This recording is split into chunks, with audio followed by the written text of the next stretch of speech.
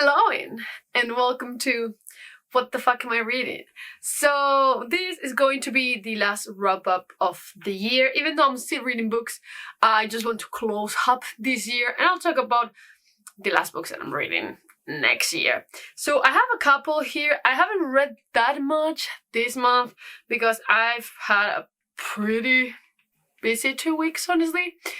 But let's just get into it. So the first one that I finished was Sabriel by Garth Nix. Cover, please. This cover is beautiful. These new covers are just so good. But I've never read this. I've always been kind of curious because it seems to be like a pretty well-loved series here. And it has always been. So, you know what? I decided to buy it. And it's been a long time since I bought it, honestly. A couple of years at least. But this was actually a pleasant surprise, and I kind of was expecting it, but also I wasn't. This is more middle grade YA type of fantasy, and it follows Sabriel. She is the daughter of the Abhorsen, who is basically a necromancer, but like a good necromancer. He puts like the dead to rest. And the world building is super cool in here, honestly. Like the 7 gates of hell, and you have like this. It's kind of set in our world, but it's just like, not exactly. Was it? At least I picture it in a somewhat type of modern setting. And then you have like this wall that divides like the magic land from the like normal land. And it was such a cool concept, honestly. I just really like it. I like the beginning of the story better than the end. Well, not the ending, but like half of it, basically. Because, I don't know, for some reason, once Sabriel is no longer alone, it felt like it wasn't as entertaining. I do have to say that the beginning was also kind of terrifying in a sense, and I really liked that. Like, she is not well versed in this magic. Now that she has to grab the mantle of her father, she's like terrified, and she does not control the bells and the sword well, and it's just super cool. Also, the concept of the bells is amazing. You have bells that if you ring them, they make like different stuff. I really liked it. I will continue though.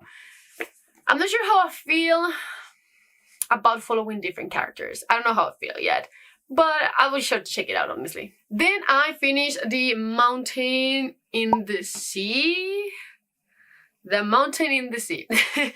And this is a philosophical sci-fi novel set in our world where they have this reservation for kind of intelligent octopi. It sounds like a bizarre like summary, but honestly it's just that. It's just that. It was confusing. For some reason I'm terrified of everything that comes from the sea. It's just like terrifying in general. So I don't know, I grabbed it a little bit hesitating and I was just like, well, what is this? What is this? And I really liked it, honestly. I really liked it, but I do have to say that is very weird. It's very weird. It's definitely more on the type of philosophical, like sci-fi. Like, for example, let me think. Something like, I don't know, from Peter Watts. It's not like very action-driven or anything like that. It's also like jumping between 2 different POVs. I don't know. I liked it. I don't want to spoil anything, honestly, because it's not like, because it's pretty plot-heavy in some instances. So, not going into too much detail, but I liked it in general. I do have to say that one of the POVs felt a little bit meh for me. I was very much into the intelligent octopi part of this. But I give it 4 stars. It was pretty good. I basically read it because I really want to read this author's next book. It's coming out next year, The Task of Extinction. And it caught my eye, so I wanted to try his first book first. And then this is the part of the month when I got into a very strange reading mood, and I read Truthwitch. I don't know, I read Sabriel and I was just like, you know, let me read just every single YA fantasy that I have here. But it's just something hard. I thought this series was done, but it's going to be 5 books. 4 books? I don't know how many are there, but there's going to be 1 more book in this series. So it's not done yet. Though I really thought it was. I don't know. But this was interesting. I'm definitely continuing the series, and it's basically about a world where you have witches with different powers. In here we're going to follow mainly two, and one of them is a Truthwitch, which is a very rare type of breed of witch, and she basically can tell when people are lying. And then you have your like wind witch or water witch, and then something more complicated like a blood witch. There's a lot going on, and I actually liked it. I was so surprised because even though it's not like that big, it has a good chunk of like, I wouldn't call it political intrigue, but political maneuvering in this realm, because one of our characters is a very important person in this kingdom, and I wasn't expecting that. I actually really like it. Not a huge fan of the romance aspect that we have here, but it wasn't that bad. It wasn't that bad, honestly. The whole book was actually pretty solid, and now I'm kind of invested, and I already ordered book 2 because I just really want to read it. To be honest, I give this one also 4 stars. Pretty surprising, not gonna lie. Though I've always heard great things about it. that was strong. So yeah, I really liked it. I highly recommend it. Then I think it's probably the highlight of this month, but I read Rouge by Mona Ward. Her newest book, I think it came out in October. But she's the same author as Bunny, which I read not that long ago. I feel like a month ago, maybe. But this is a horror gothic type of novel, and I actually really liked it. I was so invested. I finished it, I think, in a day and a half. I was just like, yeah, I want to continue listening to this. But it's basically about this girl, and her mother passed away, and they are like obsessed with being beautiful and this skincare routine. I love it. And she comes across this kind of secret place that her mother used to visit, and it's kind of like a spa, and it's also surrounded like the color rouge. It's just great.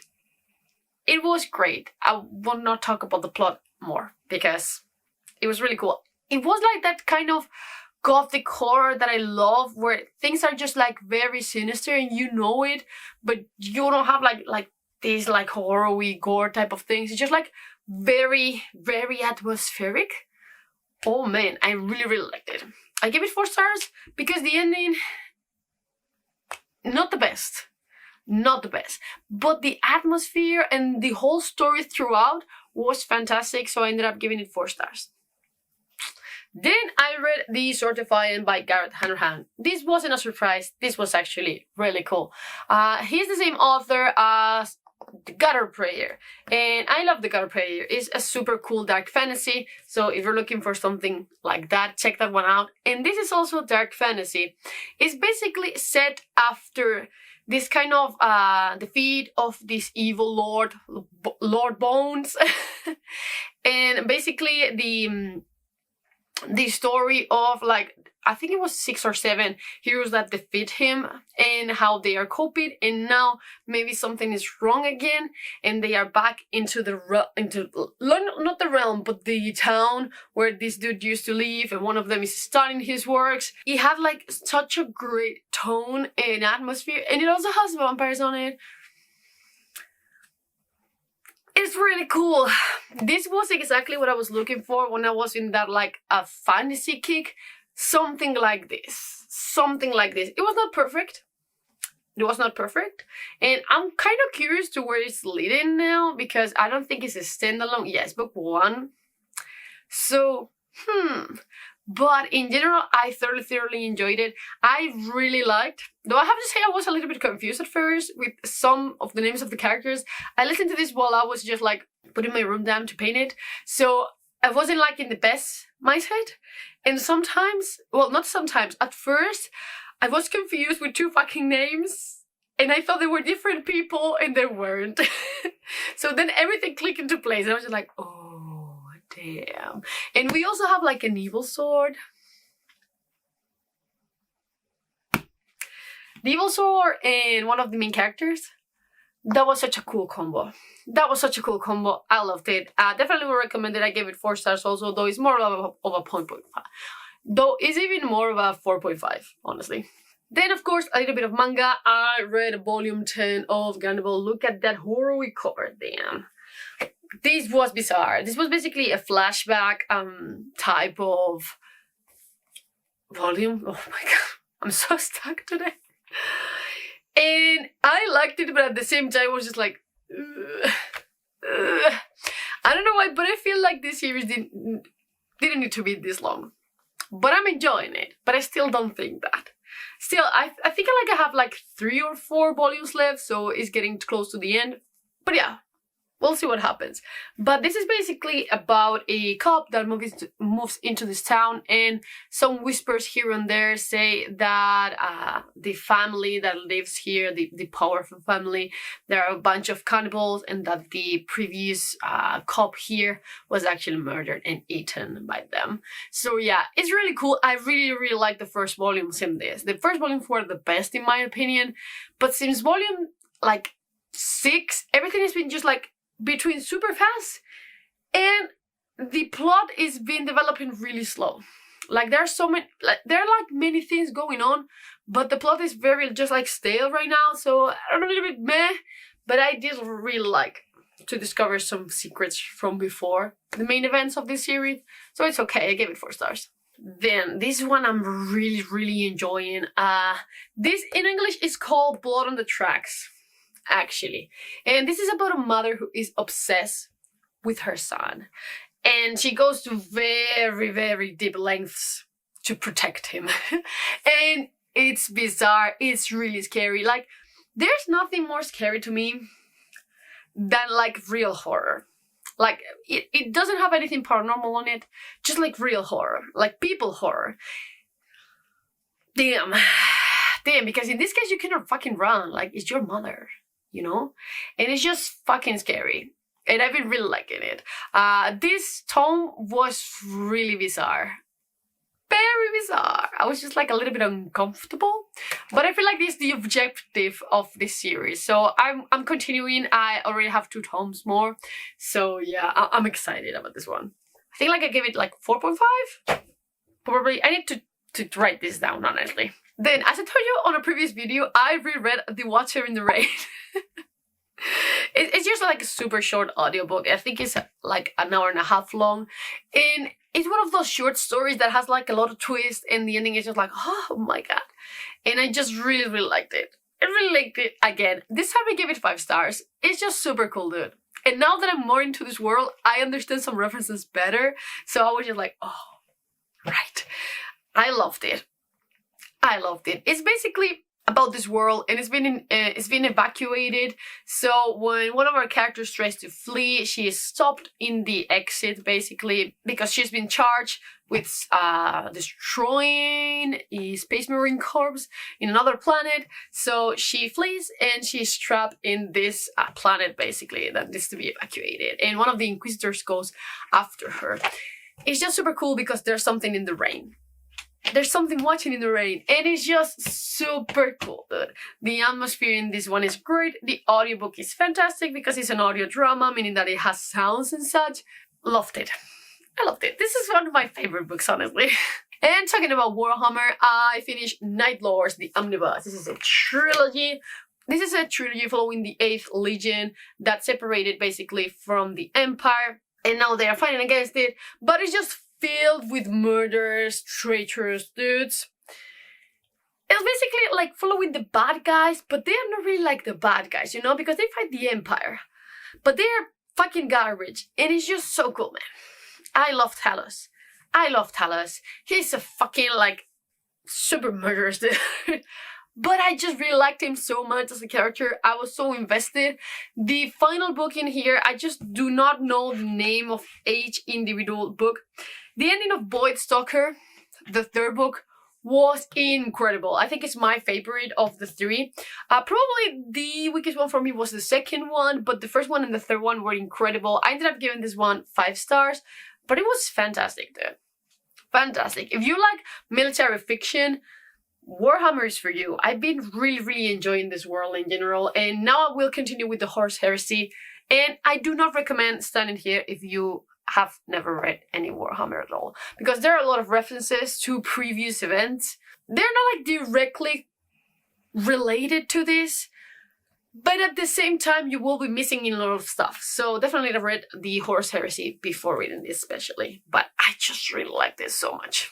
And then the last book that I finished was The Burning Land. This is the new series by David Hare, the author of the Moontide Quartet, which used to be one of my favorite series of all time until I read book 3.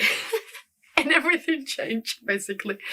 This one was certainly interesting. So you have this world that is now dominated by the Vestals, and you have like a part of the order that is called the Vestal Knights, and it's very like related to the power of religion, basically. So they are destroying the elder magic because his heresy and such. It's very similar to Warhammer in that regard. They are fighting against these other people called the Ver, or the Veer. I don't know how to say it, but they both use this magic called the Flammenberg, and basically the more you use it, the more it consumes you and drives you mad and turns you into a beast that loses control. It's super cool. Both of these two sides have different ways to use this magic, but one day in the middle of a battle, they discover that maybe the Vestal Order is not as good as it seems, so they go into this path, finding the truth, basically, this whole pentacle, and it was really cool. In a sense that the world was very interesting. The plot seemed very interesting at first, but then it feels more of a traveling type of book, exploring the world, which is something that doesn't bother me that much, but at sometimes the plot wasn't really the best. And I would say that it's mostly character driven, honestly. We spend a lot of time inside people's heads and how they are feeling and how they feel about each other. So yeah, but overall, I quite enjoyed it. I will do a written review for this one since I got an arc and it's coming out in February. But I'll probably be giving it a 3.75 or 4 stars. I'll see when I just write everything down. But in general, I liked it. I will definitely continue this series. I'm very intrigued. And it's a little bit sad because I think book 5 is not coming until 2025. So we'll see. But yeah, those are all the books that I've read recently. And what are your books for the end of the year? Have you read any of these? Please, just as always, let me know down in the comments below. And as always, I will see you in the next one. Bye!